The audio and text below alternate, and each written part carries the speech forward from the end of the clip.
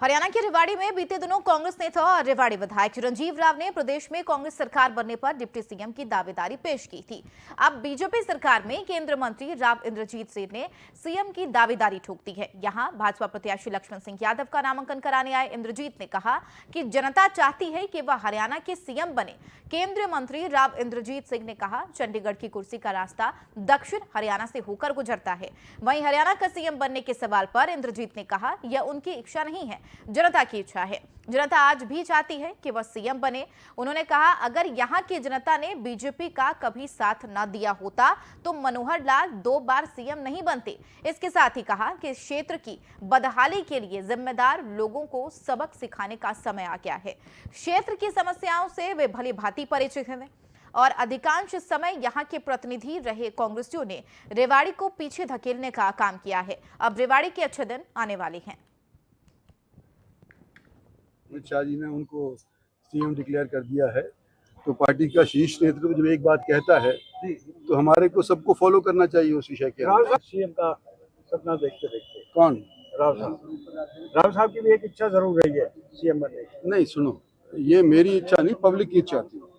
जनता की पब्लिक की इच्छा आज भी है कि मैं सीएम बनूं। दक्षिणी हरियाणा ने पिछली बार और उससे पिछली बार अगर भारतीय जनता पार्टी का सहयोग नहीं दिया होता तो मनोहर लाल जी खट्टर 2 बार चीफ मिनिस्टर नहीं बनते। और आज के दिन भी अगर पब्लिक चाह रही है तो भगवान सुन रहा है।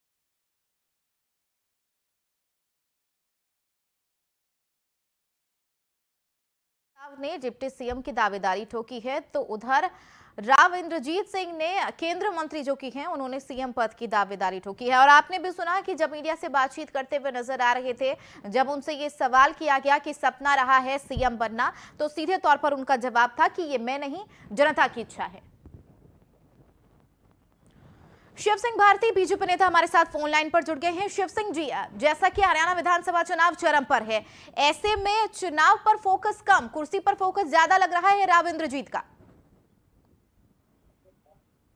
जी बिल्कुल, देखिए कि जो आदमी लंबे समय तक राजनीति करता है तो विभिन्न प्रकार से उसकी महत्वाकांक्षाएं भी जागती हैं। इसमें कोई बुराई जैसी बात नहीं है। और अगर इंद्रजीत राव बहुत बड़े भारतीय जनता पार्टी के नेता है, केंद्र में मंत्री भी हैं, और उन्होंने अगर इच्छा जाहिर की है तो भारतीय जनता पार्टी ऐसा दल है जो जिसमें कोई भी व्यक्ति प्रधानमंत्री बनने का सपना भी देख सकता है। उन्होंने मुख्यमंत्री बनने का सपना देखा है, मुख्यमंत्री बनने की इच्छा जताई है। लेकिन यह तो केंद्रीय नेतृत्व तय करेगा कि कौन मुख्यमंत्री होगा, कौन क्या होगा। ये केंद्रीय नेतृत्व का सवाल है, वह तय करेगा। तो मुझे लगता है कि सभी चीजें क्लियर है और हरियाणा में कुछ ठीक है। कहीं भी किसी भी रूप में अगर कोई इस तरह की बयानबाजी कर रहा है और किसी की कोई महत्वाकांक्षा जागती है तो उसको पॉजिटिव वे में देखना चाहिए। उसको ये नहीं कि वह तो उठापटक जैसी स्थिति हरियाणा में जिस तरह की चर्चाएं हो रही हैं, ऐसा नहीं है। उन्होंने कोई इच्छा जाहिर की है तो उनकी इच्छा का भी सम्मान है। मैं आपके बात से सहमत हूँ शिव सिंह जी, आपके बात से मैं सहमत हूँ, लेकिन अभी तो पूरा फोकस चुनाव पर होना चाहिए ना। जनता की भी बात पे होनी चाहिए कि कैसे उनकी लोकप्रियता ली जाए। अभी पूरा फोकस होना चाहिए कि तीसरी बार भी सत्ता में आया जाए। कहाँ को सीएम कुर्सी की दावेदार तो कई बताए जाते हैं पार्टी की तरफ से। जी बिल्कुल, लेकिन मैं कहता हूं कि कभी कभी समर्थकों को भी प्रोत्साहित करने के लिए भी कभी कभी ऐसे बयान दिए जाते हैं। हम जिस फील्ड में कार्य करते हैं तो हमारे समर्थक भी हमको किसी पोजीशन पे देखना चाहते हैं। तो अगर उन्होंने अपने समर्थकों को खुश करने के लिए ऐसा कुछ कहा है तो वो उसमें कोई बहुत बुराई जैसी बात नहीं है। मैं फिर कह रहा हूँ कि उन्होंने अगर किसी परसेप्शन में ये बात कही है तो कोई भी इच्छा जाहिर कर सकता है। किसी ने उन्होंने अपनी इच्छा जाहिर की तो पार्टी उसका भी करेगी, लेकिन केंद्रीय नेतृत्व तय करेगा चुनाव जो बात तय होगा कि वहाँ हरियाणा में सीएम कौन होगा। ठीक है, राव इंद्रजीत ने तो जब पहली सूची आप लोगों की जारी हुई थी तब जिस तरीके से कहीं ना कहीं बगावत के सुर तो देखने को मिले थे, उसको लेकर भी जिक्र किया है मीडिया से बातचीत करते हुए। उन्होंने ये कहा कि जो बागी हुए हैं जी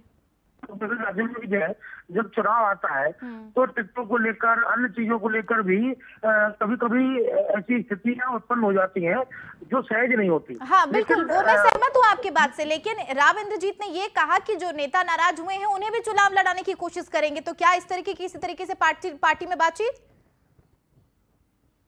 बिल्कुल, देखिए नाराजगी अलग विषय है। पार्टी में देखिए कार्यकर्ता काम करता है तो उसकी इच्छा होती है कि हमको भी चुनाव लड़ रहा है, तो इसमें कोई बुराई नहीं, सब मौका का जब सब काम करते हैं। और अगर किसी कहीं टिकट कटा और किसी को टिकट मिल गया और जो व्यक्ति नाराज हो जी। गए, तो पार्टी तो हमको सबको एक साथ लेकर चलने का काम करती है।